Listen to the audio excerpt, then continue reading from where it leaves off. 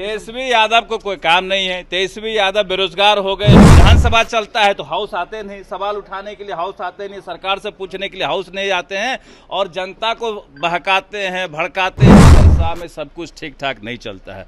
मदरसा में गलत एक्टिविटी होता है। मदरसे में देश के खिलाफ कहीं न कहीं पढ़ाया जाता है, सिखाया जाता है। मदरसा में क्यों मुस्लिम बच्चे पढ़े, क्यों हिंदू ना पढ़े, कोई और धर्म के बच्चे क्यों ना पढ़े। शिक्षा में कोई भेदभाव नहीं, कोई जात पात नहीं होना चाहिए और कोई गड़बड़ी होता है, पाकिस्तान का सिलेबस पढ़ाया जाता है, ये चिंता का विषय है। इस पर कार्रवाई होनी चाहिए। बिहार के मदरसों में देखिए इन दिनों खबर चल रही है कि पाकिस्तानी किताब से छात्र छात्राओं को पढ़ाया जा रहा है और हिंदू बच्चों को भी कहीं ना कहीं प्रशिक्षण दिया जा रहा है। इसको लेकर बिहार सरकार के मंत्री नीरज बबलू हैं, उन्होंने कहीं ना कहीं कोई सारा सवाल खड़ा कर दिया है और नीरज बबलू ने यह साफ कहा है कि जिस तरीके से खबरें आ रही है उसको देखते हुए यह चिंता का विषय है, जांच का विषय है और ऐसे में हम कई बार सवाल खड़ा करते हुए आए हैं और कहीं ना कहीं उसको देखते हुए पहले से हम कहते आए हैं कि इस तरीके का जो कृत्य है वो कहीं ना कहीं अनेक जगहों पर बिहार के किया जा रहा है और लगातार जो है पाकिस्तानी किताब हो या फिर अनेकों जो प्रशिक्षण है वो कहीं ना कहीं दिया जाता है। ऐसे में नीरज बबलू ने तेजस्वी यादव पर भी निशाना साधा है। क्या कुछ कह रहे हैं बिहार सरकार के मंत्री नीरज बबलू, वो सुने आप लोग। देखिए, मदरसे को लेकर के हम पहले से भी बोलते रहते हैं कि मदरसा में सब कुछ ठीक ठाक नहीं चलता है।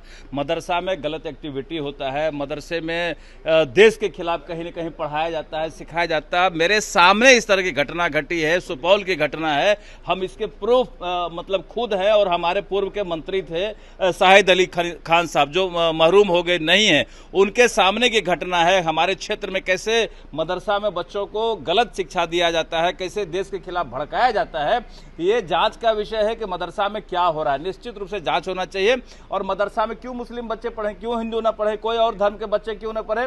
ये शिक्षण संस्थान है। शिक्षण संस्थान में सभी धर्म के बच्चों को पढ़ने का अधिकार है और सभी जाति के बच्चों को पढ़ने का अधिकार। इसमें कोई भेदभाव नहीं होना चाहिए। शिक्षा में कोई भेदभाव नहीं, कोई जात पात नहीं होना चाहिए और कोई गड़बड़ी होता है, पाकिस्तान का सिलेबस पढ़ाया जाता है, ये चिंता का विषय है। इस पर कार्रवाई होनी चाहिए, कठोर कार्रवाई होनी चाहिए। एनडीए में आप लोग के सहयोगी है, लोजपा है और जेडीयू है, लेकिन लेटर एंट्री मामले में है वो लोजपा और जेडीयू आमने सामने हो गई। अब वो दोनों देखिए अपनी बात रख रहे हैं, जो एनडीए के हमारे सहयोगी है अपनी बात रख रहे हैं, अपनी बात रखेंगे जिस पर विचार होगा। संविधान लेकिन तेजस्वी यादव है वो लगातार सवाल खड़े कर रहे हैं, वो कह रहे हैं कि तेजस्वी यादव को कोई काम नहीं है। तेजस्वी यादव बेरोजगार हो गए हैं, उनको जनता रिजेक्ट कर दी। आप देख रहे हैं कि जनता रिजेक्ट कर दिया, तनाव शनाव बयानबाजी कर रहे हैं, कहीं न कहीं लोगों को भड़काने का काम कर रहे हैं। जब विधानसभा चलता है तो हाउस आते नहीं, सवाल उठाने के लिए हाउस आते नहीं, सरकार से पूछने के लिए हाउस नहीं आते हैं और जनता को बहकाते हैं, भड़काते हैं, कहते हैं जनता के बीच में जाएंगे। जनता उनको भेजा विधानसभा में काम करने के लिए, तो विधानसभा को छोड़ करके जनता में जाएंगे और जिस समय पद पर रहते हैं, जिस समय डिप्टी सीएम रहते हैं, जिस समय जनता का काम करने लायक रहते हैं, उस समय जनता के बीच इनको जाने का फुर्सत नहीं, उस समय लूटने से फुर्सत ही नहीं मिलता है। तो ये लूट की राजनीति करने वाले हैं, धर्म मजहब की राजनीति करने वाले हैं और बिहार को गर्त में ले जाने वाले यही लोग हैं। धन्यवाद।